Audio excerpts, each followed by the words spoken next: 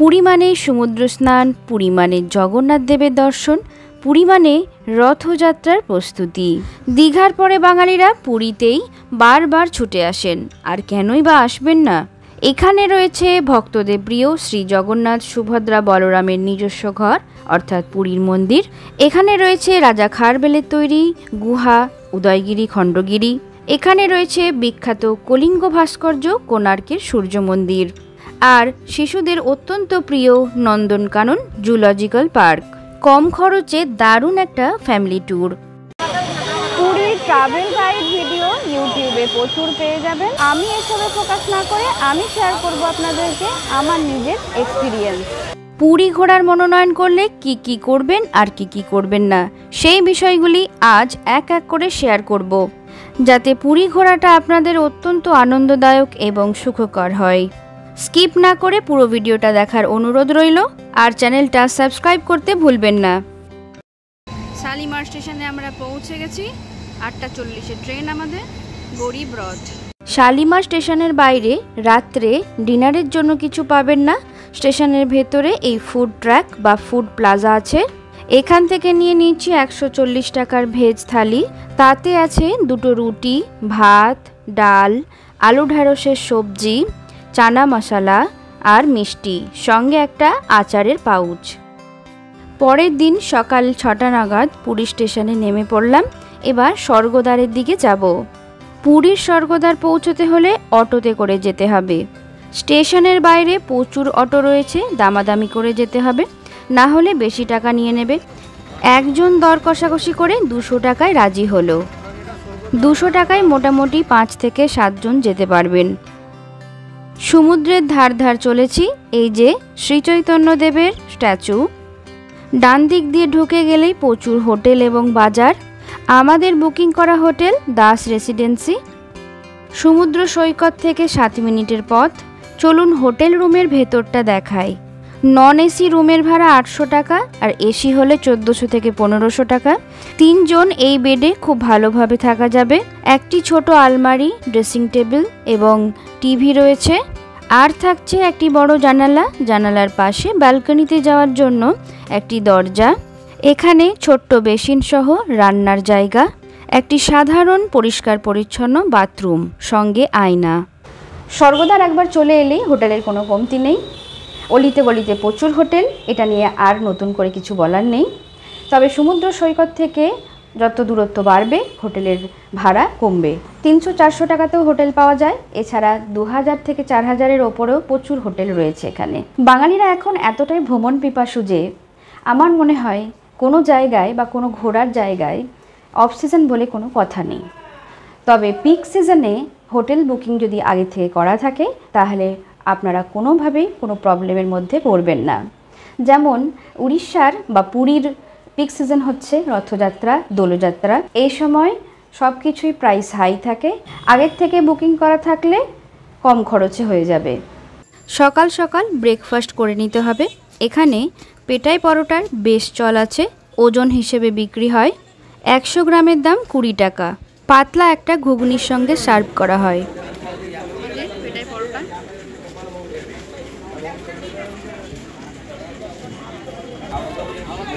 খেতে বেশ ভালো হয়েছে। প্রথম দিনই সমুদ্র স্নান করে নেওয়ার চেষ্টা করবেন। হাতে যদি কম সময় থাকে, বাকি দিনগুলোতে আবহাওয়া খারাপ থাকলেও কোনো অসুবিধে নেই।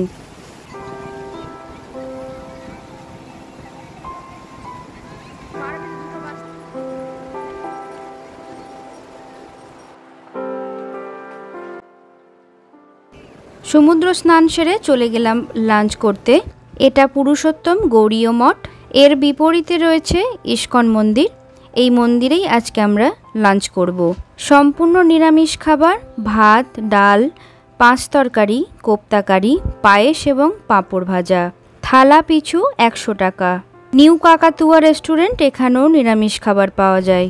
এখন টোটোতে বসে আছি। লাঞ্চ করেই বেরিয়ে পড়লাম পুরীর মন্দির দর্শনে। তাড়াতাড়ি যেতে হবে, মন্দিরের ধ্বজা পরিবর্তন দেখতে হবে তো।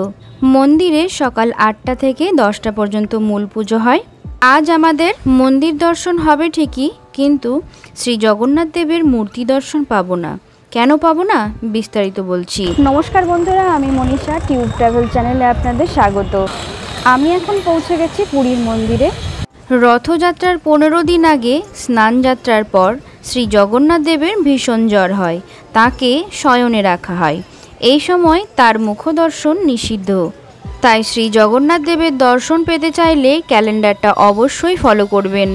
আর মন্দিরে প্রবেশ করার সময় সিংহদ্বার দিয়ে প্রবেশ করলে সমৃদ্ধি বাড়ে। মন্দিরের ভেতরে ক্যামেরা, জুতো, মোবাইল অ্যালাউ নেই। এছাড়া কোনো রকম ছোট পোশাক পরা এখানে চলবে না। মন্দিরের ডান পাশে জুতো, মোবাইল রাখার জন্য সরকারি জায়গা রয়েছে, একদম বিনামূল্যে আপনারা রাখতে পারেন। এখন ঘড়িতে বিকেল 5টা। ধ্বজা পরিবর্তন করা হচ্ছে। কোনো রকম রক্ষা কবচ ছাড়াই অত্যন্ত ধৈর্যের সহিত প্রতিদিনই এটা কাজ করে থাকেন। ঈশ্বরের অসীম মহিমা এবং কৃপা না থাকলে এটা সম্ভব নয়। কথিত আছে এই পতাকা বায়ুর বিপরীত দিকে প্রবাহিত হয়। বাহ, এখানে দেখছি মন্দিরের পাশে ছোট ছোট বাচ্চা মেয়েদের নৃত্য পরিবেশন চলছে, ভারী সুন্দর লাগছে। এখানে আরেকটি কথা বলে রাখি, দুপুর 12টার সময় শ্রী জগন্নাথ দেবকে ভোগ লাগানো হয়। বিকেল 4টে থেকে মন্দির প্রাঙ্গণে আনন্দ মার্কেট থেকে ভোগ কিনতে পারেন। মূল্য 100, 200, 500 ইত্যাদি। এই পুরীর রথযাত্রায় লোকের সমাগম থাকে 25 লাখেরও বেশি। ভগবান জগন্নাথ, সুভদ্রা এবং বলরাম প্রত্যেকের আলাদা আলাদা রথ তৈরি করা হয়। ইনি বলছেন পার্শ্ববর্তী গ্রামগুলি থেকে এই কাঠগুলোকে সংগ্রহ করে রথ বানানো শুরু হয়। এই পুরো কর্মকাণ্ডের সময় লাগে 2 থেকে 2.5 মাস। মন্দিরের চারিদিকে এই রকম পরিক্রমা করা যায়, আমরাও করেছি। ক্যামেরার অনুমতি ছিল না, তাই আপনাদের দেখাতে পারলাম না। নতুন করে তুলির টানে সুসজ্জিত হয়ে উঠছে এই যাত্রাপথ। এখান থেকেই রথযাত্রা শুরু হবে। শ্রী জগন্নাথ দেব তার ভাই বোনকে নিয়ে চলে যাবেন মাসির বাড়ি। যাদের পুজো দেওয়াই মূল লক্ষ্য, মন্দিরের সংলগ্ন হোটেলে থাকতে পারেন। প্রচুর হোটেল রয়েছে। রাস্তার ধারে স্টলগুলো থেকে আমি জগন্নাথ দেবের মূর্তি কিনেছি। আজ মেঘলা আকাশ, সেরকম রোদ নেই। অনেকেই স্নান করতে এসেছে, আবার অনেকেই চেয়ারে বসে রয়েছে।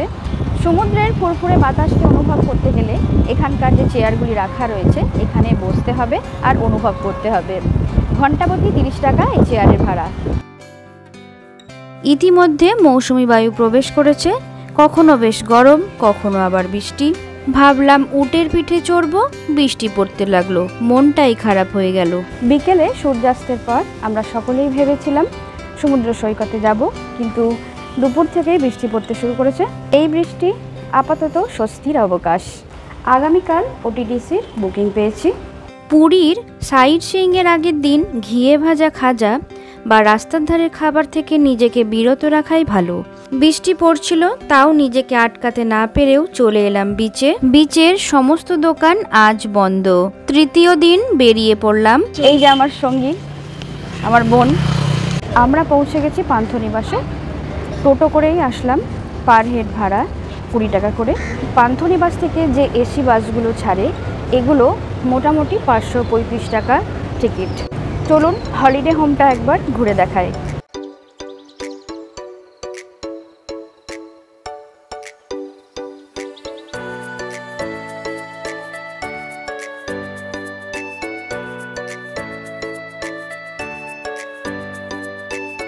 এটি হচ্ছে পান্থনিবাসের গভর্নমেন্টের হলিডে হোম, যেটা আপনাদের দেখালাম। গোয়াই বিবোর সাইড থেকে এই হলিডে হোম আপনারা বুকিং করতে পারেন। এই হচ্ছে র চা, সকাল সকাল নিয়ে নিয়েছি, যার দাম 15 টাকা। একটু কস্টলি বটে। ওটিডিসির বাস চলে এসেছে। খরচ কমাতে চাইলে আপনারা লোকাল বাসেও সাইট সিইং করতে পারেন। জনপ্রতি 350 টাকা লাগবে। বর্ষাকালে সাইট সিইং করলে ট্যুর প্ল্যানিংয়ের দিন সংখ্যা আবহাওয়া খারাপের জন্য বেড়ে যেতেই পারে, তবে ডিসেম্বর টু মার্চ আদর্শ সময়। বাসে উঠে পড়লাম, এসিটা ভালোই কাজ করছে। ধবলগিরির রাস্তা খারাপ এবং খণ্ডগিরির জৈন মন্দির বন্ধ, তাই এই দুটি সাইট ভিজিট করা হবে না আজ। नवजौवन दर्शन करने के बाद उसका दूसरा दिन जगन्नाथ जी रथ में जाते हैं।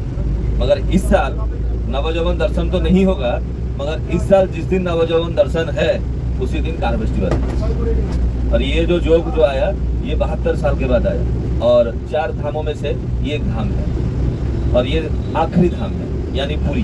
बद्रीनाथ, रामेश्वरम, द्वारिका और पुरी, 4 अलग अलग जगह में भगवान जी 4 काम करते हैं। ये जगह में खाते हैं, इसीलिए हर दिन जगन्नाथ जी का 56 टाइप का पकवान बनता है। हम लोग थोड़ा बहुत जानकारी देने के लिए आए हैं। सरकारी गाइड है, मेरा नाम सोमनाथ है, मैं उड़ीसा टूरिज्म का टूर गाइड या कोच गाइड। প্রতিটি দর্শনীয় স্থানের জন্য প্রবেশ মূল্য আছে।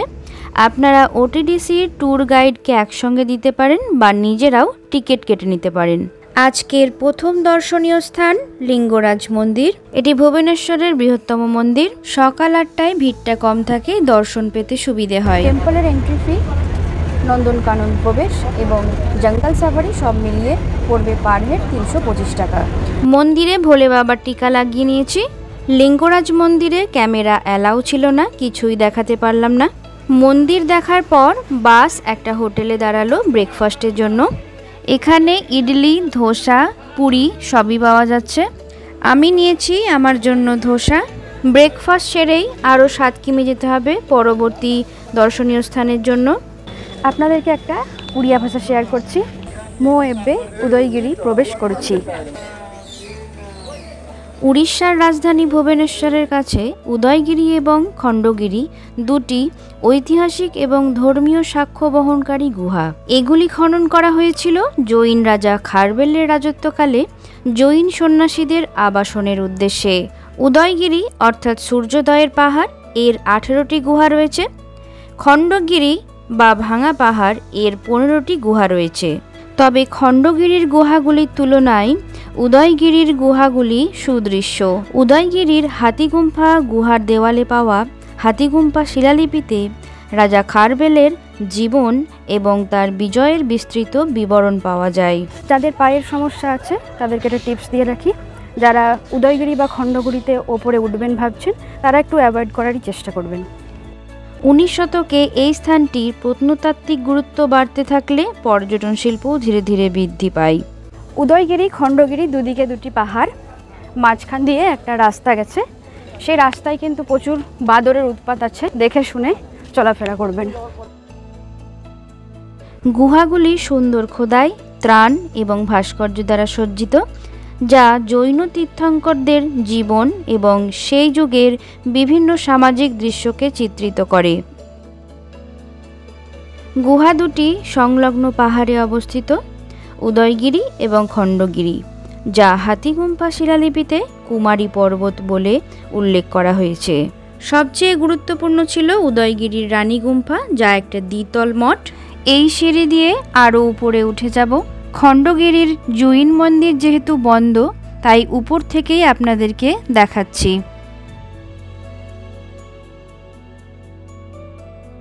ওই দেখুন, শ্বেতশুভ্র মন্দির। এখনকার মতো উদয়গিরি দেখা শেষ, এবার নন্দনকানন যাব।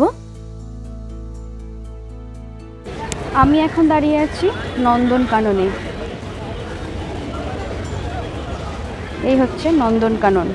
বাম দিকে নন্দনকানন জুলজিক্যাল পার্কের প্রবেশ পথ আর ডান দিকে বেরোনোর পথ।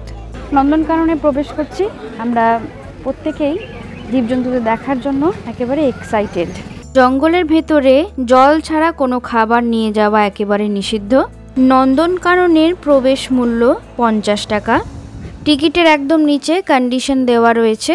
1972 সালের ওয়াইল্ড লাইফ প্রোটেকশন অ্যাক্ট অনুযায়ী কোনো জীবকে খাওয়ানো বা বিরক্ত করা আইনত দণ্ডনীয়। জঙ্গলের ভেতরে প্লাস্টিক বটল নিয়ে গেলে বা অন্য কিছু সাথে থাকলে কাউন্টারে 50 টাকা দিয়ে টিকিট লাগাতে হয় এবং ফিরে এসে স্টিকার তুলে দিয়ে 50 টাকা আবার ফেরতও নেওয়া যায়। গোটা জঙ্গলের ম্যাপ দেখে নিতে পারেন। পায়ে হেঁটে ঘুরতে না পারলে এই ব্যাটারি চালিত গাড়ি নিতে পারেন। পার হেড 70 টাকা। আমরা প্রথমেই পাখিদের জায়গাতে প্রবেশ করছি। প্রথমেই ঢুকলাম সাদা ময়ূর দেখতে। কালার মিউটেশনের জন্য ভারতে এই রকম সাদা ময়ূর দেখতে পাওয়া যায়। বড় বড় উট পাখি। 2 ঘন্টার মধ্যে নন্দনকানন শেষ করা একদমই অসম্ভব। কথা বলতে বলতে জলহস্তী দেখে ফেললাম। এবার ডাইনোসর। এখানে বিভিন্ন ধরনের সরীসৃপ শ্রেণী রয়েছে, যেমন র্যাসেল ভাইপার, কিং কোবরা। যে কোনো সরীসৃপ শ্রেণী যে পরিবেশে থাকতে চায় ঠিক সেই রকমই কৃত্রিম পরিবেশ তৈরি করা হয়েছে। জঙ্গল সাফারির দিকে এগোচ্ছি। টাইগার সাফারির জন্য লাগে পার হেড 100 টাকা। এই এসি বাসে করেই জঙ্গল সাফারিতে নিয়ে যাবে আমাদের। এর জন্য আমাদের দিতে হয়েছে মাথা পিছু 100 টাকা। ফরেস্ট গার্ড 2টি গেট খুলে দিলে তবেই আমরা জঙ্গলে প্রবেশ করতে পারবো। ঢুকতে না ঢুকতেই দেখি জঙ্গলের রাজা সিংহ আরাম করছেন, অন্যদিকে বাঘ মামা হালুম দিচ্ছেন। এবার প্রবেশ করছি বিয়ার সাফারিতে। 4টি স্লথ বিয়ার রয়েছে। আপনারা মনে করছেন হয়তো এই ভাল্লুক কি খুঁজে বেড়াচ্ছে। অনেক সময় কাঠের গুঁড়ির ফাঁকে ফাঁকে অনেক ছোট ছোট পোকামাকড় থাকে, সেগুলো খাই। ওই দেখুন এত হরিণ। এখানে বিভিন্ন প্রজাতির হরিণ রয়েছে, যেমন spotted deer, barking deer, black buck, cat deer. বাসের ভেতর থেকে চিৎকার চেঁচামেচি করলে এদের স্বাভাবিক ক্রিয়াকলাপ ব্যাহত হবে। খুব কাছ থেকে তাদের অ্যাক্টিভিটি দেখার জন্যই আমাদের জঙ্গল সাফারির আয়োজন। এত হরিণ ময়ূর দেখে আমি তো একেবারেই মুগ্ধ। আপনারাও আসুন। নন্দনকাননে একবার টাইগার সাফারি না করলে পুরীতে আসাই বৃথা। একদিনের ট্যুর রাখুন শুধুমাত্র নন্দনকানন, এতে বাচ্চারাও বেশ উপভোগ করবে। ব্যাটারির গাড়িতে চেপে থাকা অবস্থায় দূর থেকে জিরাফ দেখলাম। এদিকে খেয়ে দেয়ে পেট ভরিয়ে একেবারে ভাত ঘুম দিচ্ছে। এত সব জীবজন্তুদের খুব কাছ থেকে দেখে ভীষণই ভালো লাগছে। আরও কিছু দেখার আছে, চলুন দেখি। বাঘ দেখে নেওয়ার পর আমরা চলে যাচ্ছি সোজা হাতির কাছে। আচ্ছা, এই 2টি হাতির নাম জানেন? আমি বলে দিচ্ছি, বসন্তী আর হীরা। রয়্যাল বেঙ্গল টাইগার ছাড়াও রয়েছে চিতাবাঘ, হায়না ইত্যাদি। না না, এটা আসল বাঘ নয়। আমার পিছনে দেখুন ওটিডিসির রেস্টুরেন্ট রয়েছে। আপনারা দুপুরের লাঞ্চটা এখানেই সেরে নিতে পারেন। এই হচ্ছে রেস্টুরেন্ট। খাবারের কীরকম কি প্রাইস আছে আমি বলে দিচ্ছি। রেস্টুরেন্ট ঢুকতেই ডান পাশে হোয়াইট বোর্ডে খাবারের প্রাইস চার্ট রয়েছে, দেখে নেবেন। গোটা পুরীর চত্বরে রাস্তার ধারে যেসব খাবারের দোকান রয়েছে সেগুলোতে খাবার ঢেকে রাখার প্রবণতা অনেকটাই কম, মাছির উপদ্রবও বেশি। এখানে এসে দেখলাম পরিষ্কার পরিচ্ছন্নতা বজায় আছে। ভেজ থালিতে রয়েছে পায়েস, মিক্স ভেজ, কারি পাতা ফোড়ন দিয়ে ডাল, আলু ভাজা, ভাত, পাঁপড় আর সামান্য আচার। সবজি ভাত 140 টাকা, ডিম ভাত 160 টাকা, মাছ ভাত শুধুমাত্র রুই মাছ 180 টাকা, আর চিংড়ি মাছের তরকারি আর ভাত হচ্ছে 220 টাকা। 2 ঘন্টা যে কোথায় বেরিয়ে গেল বুঝতেই পারলাম না। রেস্টুরেন্ট থেকে বেরিয়ে জু মিউজিয়ামে ঢুকে পড়লাম। ওদিকে ট্যুর গাইড ফোন করে তাড়া দিচ্ছে বাসে তাড়াতাড়ি ফিরে আসার জন্য। মিউজিয়ামটা দেখে নিন, হাতে সময় খুবই কম। আর হ্যাঁ, বলতেই ভুলে গেছিলাম, 1960 সালে এই জুওলজিক্যাল পার্ক প্রতিষ্ঠিত হয়। 1979 সালে এটি জনসাধারণের জন্য উন্মুক্ত হয়। এই বিখ্যাত নন্দনকানন জুওলজিক্যাল পার্ক 437 হেক্টর জমি নিয়ে জু এবং বোটানিক্যাল গার্ডেন সহযোগে তৈরি। লাঞ্চ করার পর নন্দনকানন থেকে বেরিয়ে এবার নেক্সট ডেস্টিনেশন হবে কোণার্কের মন্দির। পুরী শহর থেকে 35 কিমি উত্তর পূর্বে রয়েছে কোণার্কের হিন্দু সূর্য মন্দির। পূর্ব গঙ্গা রাজবংশের রাজা প্রথম নরসিংহদেব এটি নির্মাণ করেন। 13 শতাব্দীর এই মন্দির প্রথম নরসিংহদেব 1200 অত্যন্ত নিপুণ কারিগর দিয়ে 12 বছরে এই মন্দিরের নির্মাণ কার্য সম্পন্ন করেন। মন্দিরটি রথের আদলে তৈরি। খোদাই করা চাকা এবং ছুটে চলা ঘোড়া কলিঙ্গ স্থাপত্য শৈলীর একটি চমৎকার নিদর্শন। কোণার্ক শব্দটি একটি সংস্কৃত শব্দ। কোণ অর্থাৎ কোণা এবং অর্ক শব্দটির অর্থ সূর্য দেবতা। এখানে কোনো রকম পুজো অর্চনা হয় না। 1984 সালে ওয়ার্ল্ড হেরিটেজ সাইট হিসেবে ঘোষিত হয়। বর্তমানে এটি কোনো টেম্পল নয়, হেরিটেজ মনুমেন্ট। আপনাদের কোণার্ক দেখতে হলে এর হস্তকলা এবং হস্তশিল্প দেখতে হবে।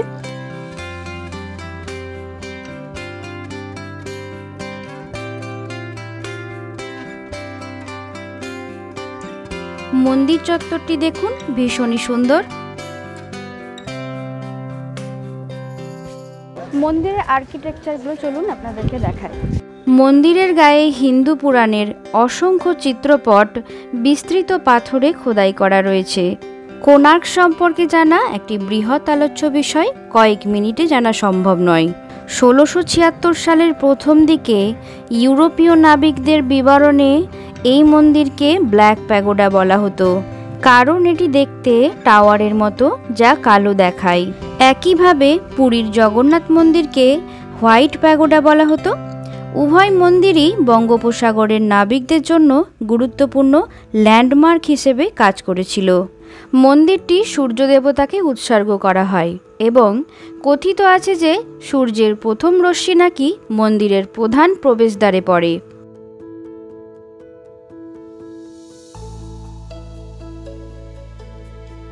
জলজ প্রাণী, পাখি, কিংবদন্তি প্রাণী ইত্যাদির খোদাই দৃশ্যমান। মন্দির অনেকটাই ধ্বংসের মুখে, স্ট্রাকচার দেখে বুঝতেই পারছেন। বর্তমানে মন্দির কমপ্লেক্সের অবশিষ্টাংশ প্রায় 100 ফুট, পূর্বে ছিল 200 ফুট অর্থাৎ 61 মিটারের কাছাকাছি। মন্দির ধ্বংসের কারণ আজও অস্পষ্ট, তবে কিছু বিতর্কও রয়েছে। মন্দিরের বাইরে প্রচুর কাজু বাদাম পাওয়া যাচ্ছে, নিতেই পারেন। কোণার্ক মন্দির দেখার পর আমরা চলে যাব চন্দ্রভাগা সি বিচ। চন্দ্রভাগা বিচের নীলাভ জল অত্যন্ত আকর্ষণীয়। বাইরে প্রচণ্ড বৃষ্টি, দেখার সুযোগ হলো না। এর পরের দর্শনীয় স্থান কুশভদ্রা নদীর তীরে অবস্থিত রামচণ্ডী মন্দির। একদিকে কুশভদ্রা নদী, অন্যদিকে বঙ্গোপসাগর। মোহনা অঞ্চলটা বেশ সুন্দরভাবে চোখে পড়ছে। পুরী থেকে কোণার্ক পর্যন্ত মেরিন ড্রাইভ সড়কের দুই পাশে প্রচুর কাজু বাদামের গাছ। এবার পৌঁছে গেলাম আজকের জার্নির শেষ দর্শনীয় স্থানে, বিখ্যাত স্যান্ড আর্টিস্ট সুদাম প্রধানের মিউজিয়ামে। ইনি উড়িষ্যা ট্যুরিজমকে উন্নতির শিখরে নিয়ে গেছেন, বিভিন্ন জায়গায় পুরস্কারপ্রাপ্ত। প্রায় সন্ধে হয়ে এসেছে, জার্নির প্রায় শেষ মুহূর্তে। আমি চলে এসেছি আর্ট গ্যালারিতে। ভীষণই সুন্দর এই আর্ট গ্যালারি, অবশ্যই ঘুরে যাবেন। এ বিষয়ে কিছু বলার নেই, বালির কাজগুলো মন দিয়ে দেখতে থাকুন।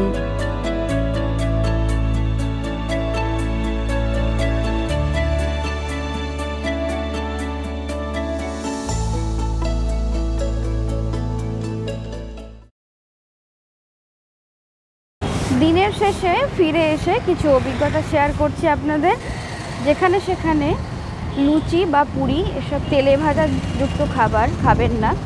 যেই থালাটায় আপনি ধোসা বা ইডলি খাচ্ছেন, সেই থালাগুলো ধোয়া হয়েছে কিনা ঠিক মতো সেটা দেখে নেবেন। যদি মনে হয় সেগুলো ঠিক মতো ধোয়া হয়নি, তাহলে আপনারা সেই খাবারটা চেঞ্জ করে নিতে পারেন বলে। ঘরে ফিরে রেস্ট করে আবার বিচে চলে এলাম। গতকাল বৃষ্টির জন্য বিচ সংলগ্ন সমস্ত দোকানপাট বন্ধ ছিল।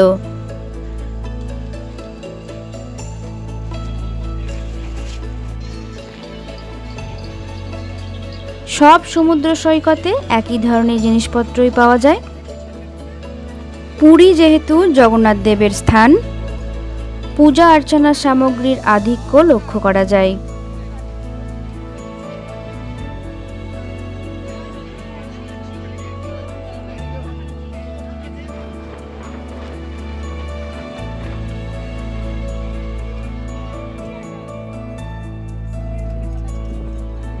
একটি ভিন্ন ধরনের জিনিস পাওয়া যায় এখানে, তা হচ্ছে অ্যালুমিনিয়ামের বাসনপত্র। উড়িষ্যার হ্যান্ডলুম বেশ বিখ্যাত। এখানকার হ্যান্ডলুমের গামছা অবশ্যই কিনে নিয়ে যাবেন, লোয়েস্ট প্রাইস 100 টাকা। ব্রেকফাস্ট কমপ্লিট করেই আমরা চলে যাব পুরীর লোকাল সাইট সিইংয়ে। বাঙালি বাজার এবং পুরীর লোকাল সাইট সিইং পরের ভিডিওতে আসছে, চেক করে নেবেন, আশা করি ভালোই লাগবে। ধোসা ছাড়াও এই খাবারগুলোও একবার খেয়ে দেখতে পারেন, যেমন সাম্বার বড়া, ইডলি, এখানকার বিখ্যাত ছানা পোড়া। এই ছানা পোড়া 100 গ্রামের দাম 30 টাকা। এছাড়া আরেকটি স্ট্রিট ফুড আমার খুব ভালোই লেগেছে খেতে, তা হচ্ছে বয়েলড কর্ন। অন্যান্য জায়গার তুলনায় এখানকার বয়েলড কর্ন বেশ সুস্বাদু খেতে। পুরী এসেছি অথচ খাজা নিয়ে যাব না বাড়িতে, এমনটা তো হতেই পারে না। চলে এলাম অরিজিনাল নৃসিংহ সুইটসে। প্রতি মাসের 1 তারিখে বিচ মার্কেট বন্ধ থাকে, তাই চলে এলাম ফ্যাক্টরিতে। এখানে বিভিন্ন দামের খাজা রয়েছে। বাড়ি নিয়ে যাওয়ার জন্য প্যাকিংয়ের সুব্যবস্থা রয়েছে। শেষে ছোট্ট একটি রিভিউ। লাঞ্চের জন্য মামা ভাগ্নে রেস্টুরেন্ট এবং ডিনারের জন্য 13 পার্বণ বেস্ট।